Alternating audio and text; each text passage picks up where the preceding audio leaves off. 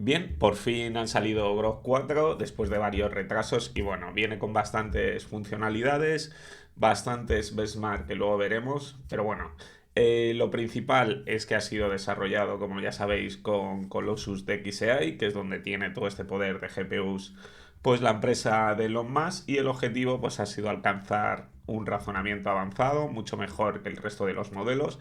Y bueno, los primeros benchmarks se posicionan a su favor, habrá que ver luego con el tiempo si realmente es tan bueno como dicen, y está orientado pues para entornos científicos, y según la propia compañía pues este modelo ha sido entrenado con un enfoque similar al que utilizan los físicos y teóricos en sus simulaciones, y en palabras pues de Elon Musk usa el mismo modelo que usan los físicos.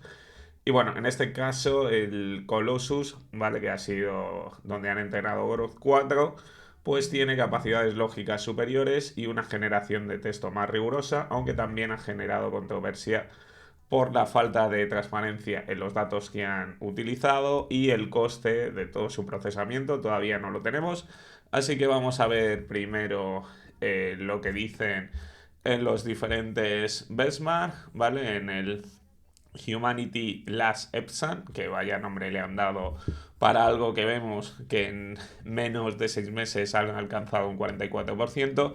Pues bueno, aquí tenemos O3 sin tool, Gemini Pro sin tool y Grok 4 sin ningún tipo de herramienta, y alcanzando un 25, es decir, superior, aunque aquí vemos que pasas un 4,4 porcentual más.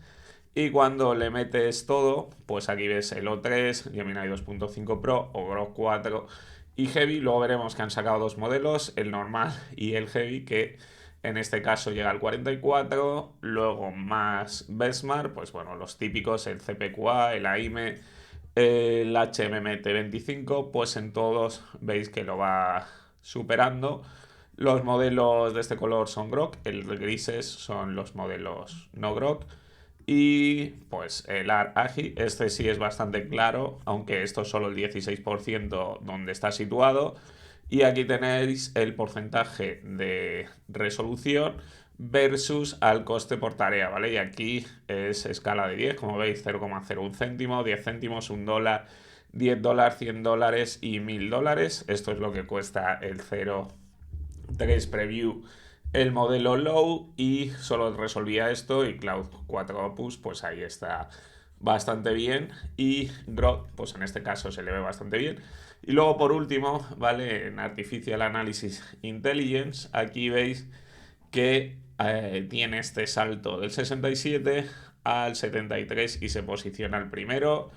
Otra es que hasta la fecha la versión Pro era el que dominaba, justo muy cerca con Gemini 2.5 Pro y bueno, diferentes modelos, DeepSeek, Gemini Flash, Cloud 4 Opus, Minimas M180, el modelo de Google, el Llama Nemotron y bueno, Llama 4, que estaba aquí perdido en el mundo. También otra de las cosas que tenemos que saber en este caso es el coste, ¿vale? Por defecto, en modo gratuito, solo os va a dejar, si accedéis a través de grok.com, a la versión 3, el modelo de pago, que es el de $30 al mes o 300 al año, ¿vale? Como queréis, que es un ahorro del 16%, te da acceso a Grok 4. Y bueno, aquí tenéis más todo lo que teníais aquí, y el Super Grok, ¿vale? Que es el modelo que supera los $100 que tienen todas. En este caso, para Grok, pues han decidido ponerle 300. Te van a dar acceso al 4 más al 4 Heavy, que era este que han sacado, que es un poquito una versión superior a lo que tenían. Y bueno, dicho esto, vamos a ver un poco la demo que han presentado, bastante interesante. Like leveraging tools like Tony discussed. And I think one kind of cool example of this, we asked it to generate a visualization of two black holes colliding. And of course, it took there are some libraries, it's in my case actually pretty clear in its thinking trace about what these libraries are.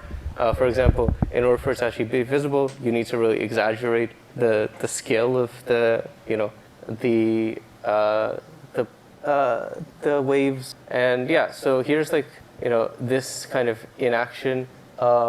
it exaggerates the scale in like multiple ways. It drops off a bit less in terms of amplitude over distance, and but yeah, we can kind of see the basic effects that are actually like correct. It starts with the in spiral, it merges, and then you have the ring down, and like this is basically largely correct. Modulo some of the simplifications that need to do. It's actually quite explicit about this. It uses like post-Newtonian approximations instead of actually like computing the general relativistic effects at like near the center of the black hole, which is incorrect, and will lead to some incorrect results. But the overall visualization is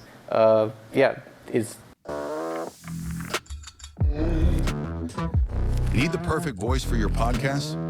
Basically there. And you can actually look at the kinds of resources that it references. So here it actually, it obviously uses search. It gathers results from a bunch of links, but also reads through a undergraduate text in analytic gravitational wave models. It reasons quite a bit about the actual constants that it should use for a realistic simulation.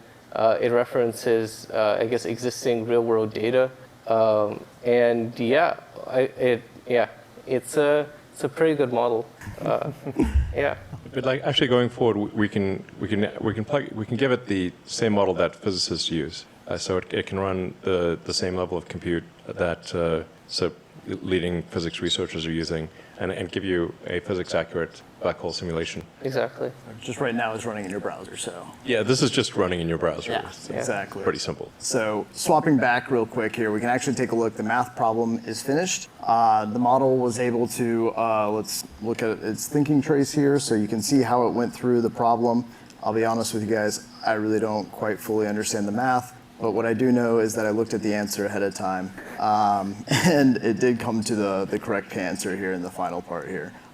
We can also come in and actually take a look here at our World Series prediction, and it's still thinking through on this one.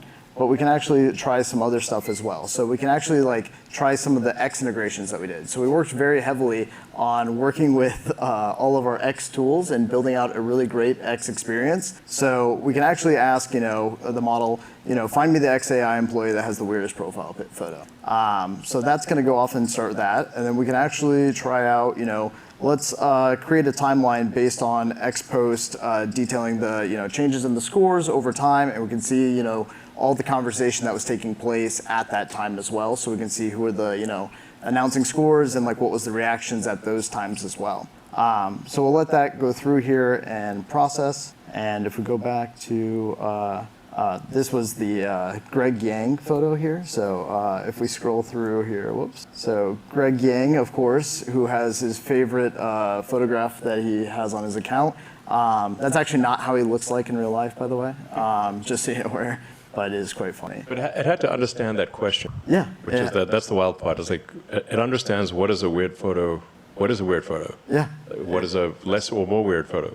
It goes through, it has to find all the team members, has to figure out who we all are. It, right. Searches this X. Is without access to the internal XAI personnel logs. No. It's literally looking at just at the internet. Exactly. So you could say like the weirdest of any company. Yeah. To be clear. Exactly. And we can also take a look here at the question here for the humanities last exam. So it is still researching all of the historical scores, but it will have that final answer here soon. But we can, while it's finishing up, we can take a look at one of the ones that we set up here a second ago. And we can see like, it defines the date that like Dan Hendricks initially announced it. We can go through, we can see, OpenAI announcing their score back in February. And we can see, as progress happens with like Gemini, we can see like Kimi, and we can also even see, the leaked benchmarks of what people are saying is, if it's right, it's going to be pretty impressive. So pretty cool. So yeah, I'm looking forward to seeing how everybody uses these tools and gets the most value out of them. Yeah, it's been great. Yeah, and we're going to close the loop around usefulness as well. So it's like it's not just book smart, but actually practically smart. Exactly. And we can go back to the slides here. Cool. So So we actually evaluate also on the multimodal subset. So on the full set, this is the number on the HLE exam. You can see there's a little dip on the numbers. This is actually something we're improving on, which is the multimodal understanding capabilities. But I do believe in a very short time, we're able to really improve and got much higher numbers on this, even higher numbers on this benchmark. Yeah, this is we saw what is the biggest weakness of Grok currently is that it's sort of partially blind. It can't, its image understanding, obviously, and its image generation needs to be a lot better. And that's actually being trained right now. So Grok4 is based on version 6 of our foundation model, and we are training version 7, which will complete in a few weeks. And that'll address the weakness on the vision side. Mm-hmm. Just to show off this last here, so the prediction market finished here with a heavy, and we can see here, we can see all the tools and the process it used to actually go through and find the right answer. So it browsed a lot of odds sites, it calculated its own odds comparing to the market to find its own alpha and edge. It walks you through the entire process here, and it calculates the odds of the winner being like the Dodgers, and it gives them a 21.6% chance of winning this year. So, and it took approximately 4.5 minutes to compute. Yeah, that's a lot of thinking. Holded es un software de... Bueno, luego os voy a dejar el vídeo entero en el link. Suscribiros al canal porque luego estaré probando la API, accederé a la API a Grok4, así que esta tarde lanzaré ese vídeo. Y bueno, bastante bien esta versión de Grok4, pinta bien, la introducción está bastante bien. Ahora queda probarla de nuestro lado.